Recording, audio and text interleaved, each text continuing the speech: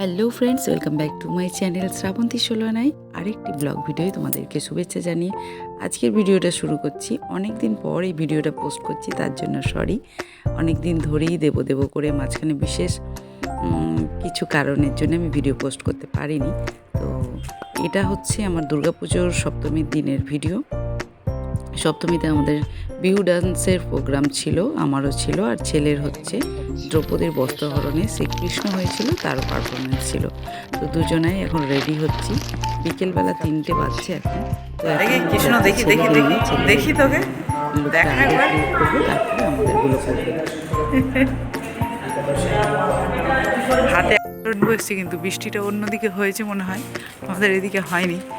এখন কৃষ্ণের অর্ধেক লুক কমপ্লিট। এখন গিয়ে বাকি অর্ধেকটা টাইমের আগে করাবো, না হলে ভীষণ গরম লাগবে। বিহু লুক আমার কমপ্লিট। এদিকে অ্যারিন সাজছে কৃষ্ণর এখন এটা কি রে, চেস্ট প্লেট লাগানো হচ্ছে। চলো চলো এদিকে তাকা, দে বেঁধে দি তোরা আমার একটা ছবি হয়ে যাবে। যাই হোক, দুজনের মেকআপ কমপ্লিট হয়ে গেছে, কিন্তু এখনও ড্রেস কমপ্লিট হয়নি। ওকে আগে ড্রেসটা করে দেবো, তারপরে আমি রেডি হব। আমারও এখনও বিহুর শাড়িটা পরা বাকি আছে। মুখের মেকআপ আর হেয়ার স্টাইলটা হয়ে গেছে, করে দিয়েছে। মেকআপ আর্টিস্ট এসেছিল একজন দিদি। তো যাই হোক, এখন ওকে রেডি করতেই অনেকটা সময় আমার লেগে গেছে। তারপরে আমি উঠো দ্রৌপদী, ও কেমন লাগছে ওকে দ্রৌপদী জানিও সবাই।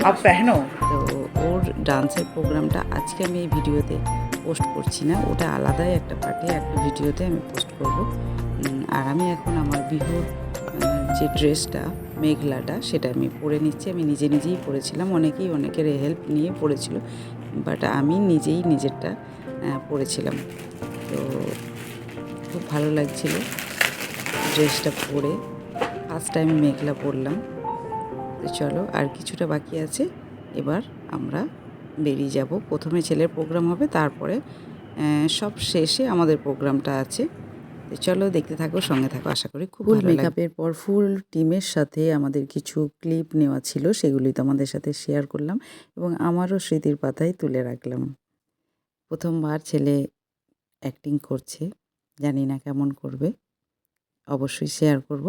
তো এখন চলো পারফরমেন্সটা দেখে নেওয়া যাক, কেমন হয়েছে কমেন্ট করে জানিও।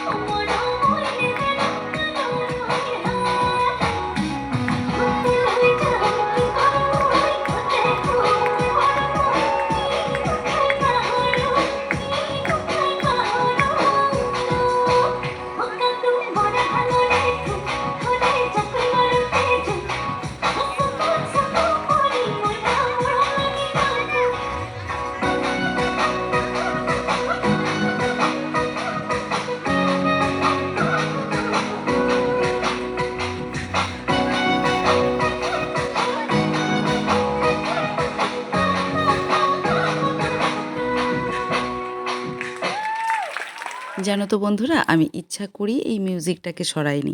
আমি জানি কপিরাইট আসবে, কিন্তু তবু আমার এই জীবনের সুন্দর মুহূর্তটা ইউটিউবের পাতায় স্মৃতি হিসেবে রয়ে যাবে। এটাই আমার চরম পাওয়া।